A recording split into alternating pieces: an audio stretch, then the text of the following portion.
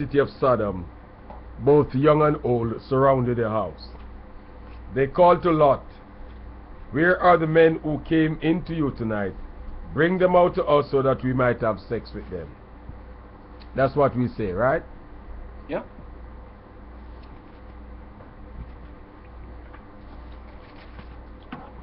The men who surrounded the house were threatening gang rape, right? Mm-hmm. Not sex. Okay. Rape. Okay.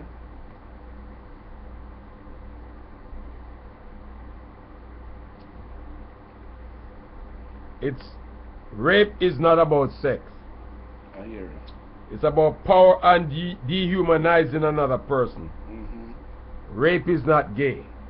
Okay. The point of this story is not to teach a lesson on sexual immorality, but rather to show the importance of hospitality.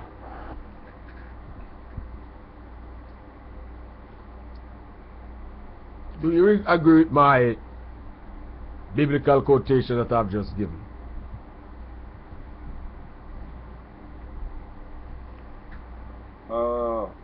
Rape is not sex.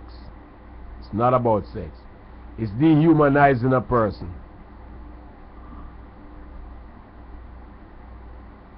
Come on, folks. No, it's not in your Bible. I mean rape is not sex. So what is rape? Okay, you tell me then, what is rape? See that you disagree with me. Because if somebody rape me, them have to use my body to rape me. So all you say is not sex. I am quoting here.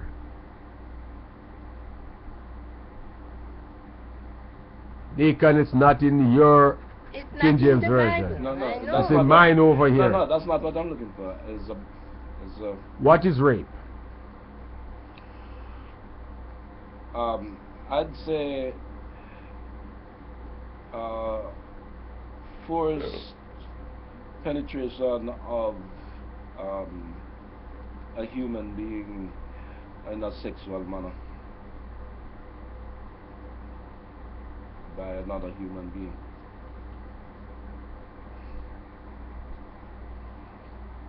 And I'd rather say in what kind of manner? Men. What kind of manner? In a sexual manner. You see, I brought this up because if you notice, they agree that the men of the city surrounded the house. Mm-hmm. They agree that no means some form of sexuality. They agree that the men wanted to rape the men that were in Lot's house. But the disagreement is there's a difference between rape and sex.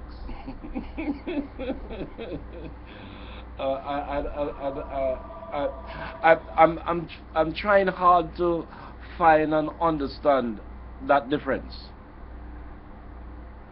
Now, if it is so, 25 years ago, when I was in that kind of profession, all those people that have put away for rape should be set free and paid.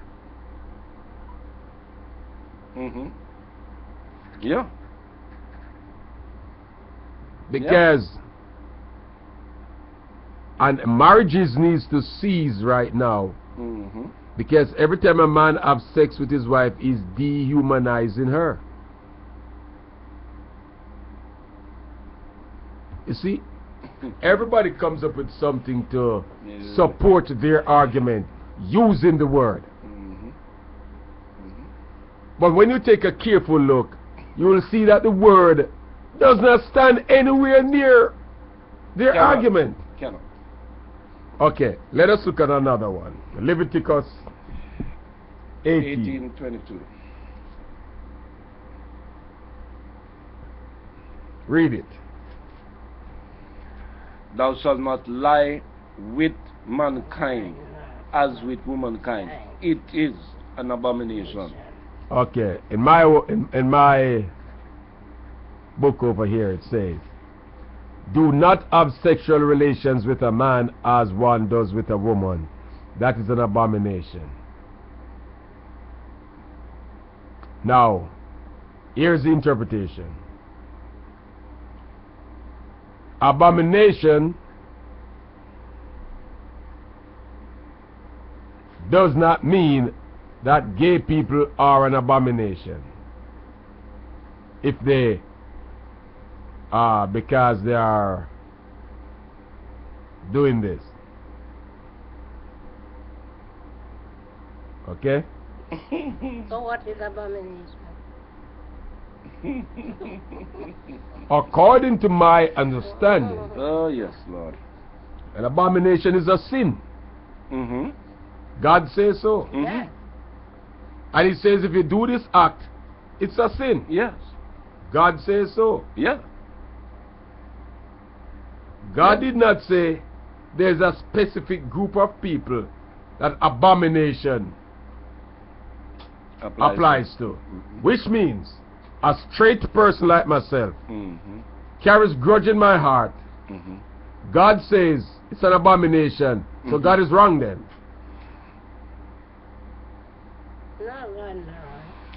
Well, God never carry the grudges. bottom line of it is that from the beginning, man has always been looking for a way to make what he has done wrong right, and as it were give an excuse for what he has done wrong. No, whatever the person who has the right and the authority to determine what is right and wrong has set the parameters for that. And whilst he has given each and every human being the choice to determine what they will do, although he says do this because this is good for you, we do have that choice. So all we have to do is to accept the fact that we have made the choice that we have made, and that choice does not line up with what the Creator says we should do, and live and accept it for what it is, because it's a choice that we have and we have already made it. So, what is the punishment that God says should follow such an act?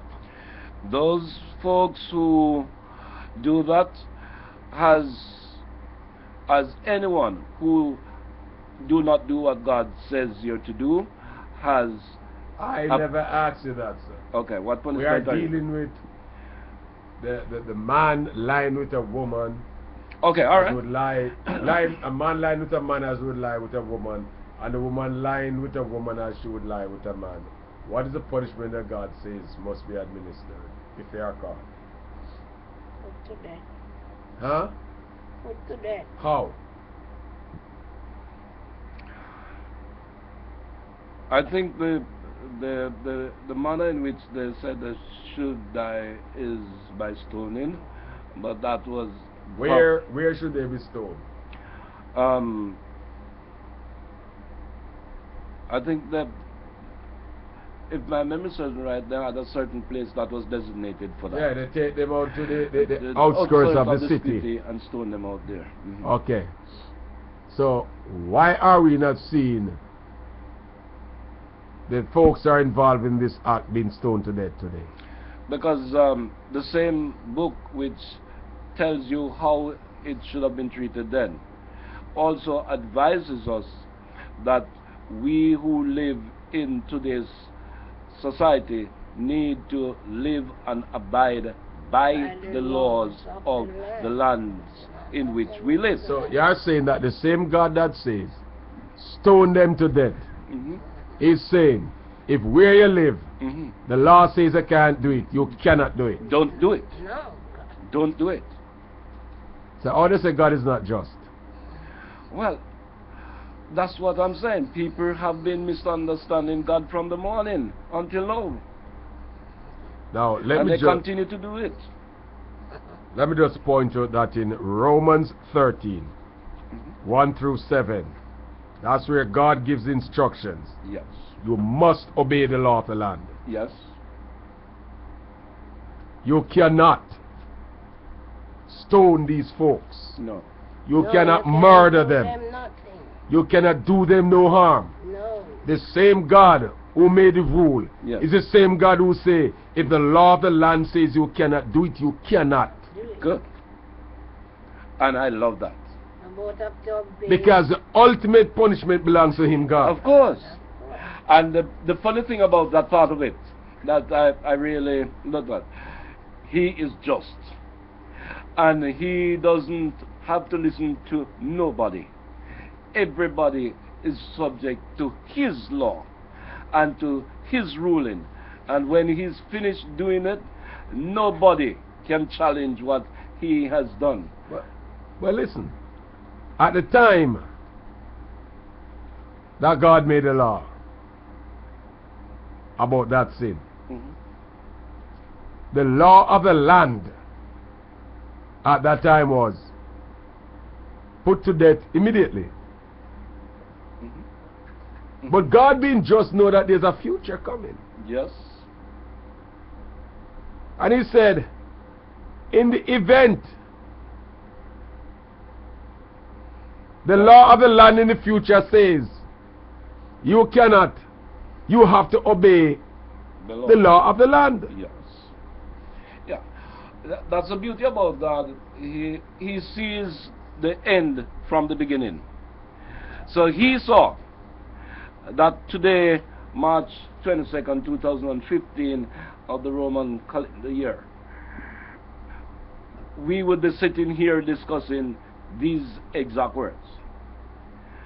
And he knew who would have been in the seats of authorities and what laws would be on the books here in the United States at this point in time.